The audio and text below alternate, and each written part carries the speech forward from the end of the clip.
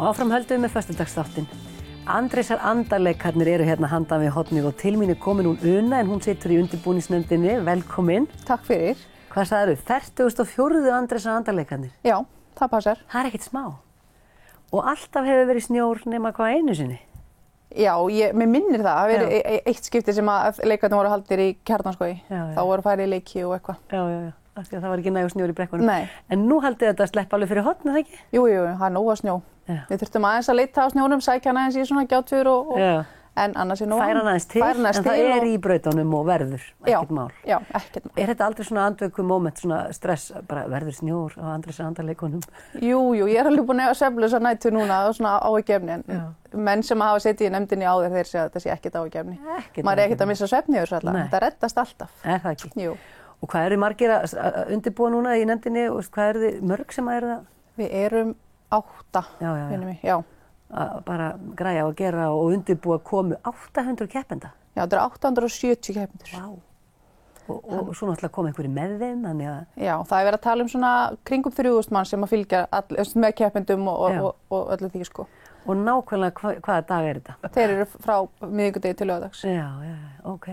Og þá er bara Hlíðarfjall undirlagt. Er opið almenningi á meðan Andrésar andarleikarnir eru? Já, það er alltaf opið, bara allan daginn fyrir alla og hægt að kaupa sér kort, þannig að það er kannski minna hægt að skíða núna því það er minni snjór en það er alltaf hægt að finna sér leiðir, sko. Já, og er vinsælt að fá gesti bara til að koma og hvetja og standa í brekkunum? Já, það er náttúrulega bara lykillinn að þessu, að það sé nóg að fólk getur að horfa og hvetja krakkana því að þetta er náttúrulega þeirra stærsta moment. Já, það ekki. Það er slútt af veturinum og hafa gaman. Búið að æfa allan veturinn fyrir þetta. Er þetta stærsta skíðamót landsins eða? Já, þetta er stærsta. Og hvaða aldur er þetta? Þetta er frá 4 ára upp í 15 ára. Já, þetta er allur aldur. Akkurat. Og þú æfðir einhvern tímann á skíði, sagðir mér? Já, ég æfði til 12 ára og þá hætti ég. Hættir á toppnum? Já, ég skulle segja það bara, nei. En nú ertu aftur komin að fullt? Já, bara fylgdi dóttur mín áfram, þannig að og bara elska þetta. Þetta er bara mitt líf og yndi, sko. Já. Eru þið aðalega að æfa hérna í Hlíðarfjalli eða fara þið út allt eitthvað í skíðaferðir eða? Sko, við höfum verið að fara með krakka nokkuð til Austurríkis við erum búin að tvisvar með þið núna. Allan að allan aldrin, bara valforeldra. Svo náttúrulega elstu krakkarnir sem fara annað slagið og taka ferðir til Noregs eða eitthvað. Það er bara til að geta skíðað massíft alla daga eitthvað. Já, og það hefur reynst okkur krökkum vel. Þeir hafa haft gaman að þessu og koma betur undirbúin. Af því við erum alltaf að fara í janúar, þá kannski ekki komin á snjór hér. Þannig að það er bara flott, sko. Og Andrés Önd, veistu eitthvað, okkur hann er þarna aðalmaðurinn? Þekkir þú söguna? Nei, ég þekki söguna ekki alveg beint þannig, en Eitthvað sem krakkarnir þekkja? Já, krakkarnir þekkja það, sko. Já. Þannig að, en það er bara, þetta er náttúrulega búið að vera í þessi 44 ár og hann er náttúrulega lykillinn að þessu öllu. Þau náttúrulega elska að horfa á hann skíða niður brekkurnar og... Er einhver meiri dagskrá í kringum leikana heldur en bara skíðin? Eða er eitthvað svona í kringum þetta líka? Nei, það er náttúrulega bara... Já, þetta er eiginlega bara allur dagurinn. Við erum alveg til 7 til 10 á kvöldin. Já. Það er náttúrulega skíða allan daginn og svo er verðlaunahefningin í höll á öll kvöld. Svo er það með sölusýningu upp í höll, þar sem að fólk getur keypt skíðabúnað og panta fyrir næsta vetur. Það er þannig líka. Já. Þannig að það er... Það er keppnisskíði og eitthvað svoleiðis. Já, og ég meina allir geta komið og veslað þarna. Það er ekki bara keppnis, það er bara... Er þetta í íþróttahöllinni? Já. Já.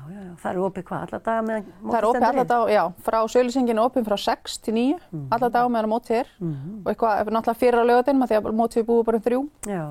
Þannig að við hvetjum bara allar til þess að koma og kíkja á þetta. Kíkja og kíkja í fjalli og hvetja krakkana. Já. Og hvað séu, Andrés skíðar hann líka niður brekkuna? Já, Andrés skíðar í brautum fyrir krakkana og er undanfari. Og svo eru fleiri fígúrur hann, þannig að það er mjög skemmtilegt. Andrés ekkert fann að lýjast, hefur hann fengið andlitslyftingu í gegnum tíðum? Já, það er nú búið að laga hann aðeins til greið. Það þarf að vera með þetta allt í standi svo þetta sé í lagi fyrir krakkana. Já.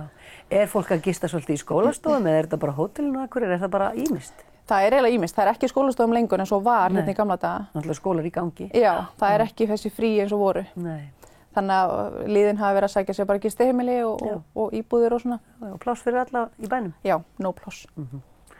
Heyrðu, þetta bara frábært. Takk fyrir að koma og segja okkur frá þessu Una. Þetta árvis viðburður, þannig að ári eigum við vona þessu. Þetta alltaf svona í kringum sumardaginn fyrsta eða eitthvað? Alltaf í kringum sumardaginn fyrsta og næsta ári eru afmælisleikarnir því þá eru 40.50 leikarnir. Þannig að það afmælisár og það yfirleitt svona stærri leikar, gert meira á því og svona.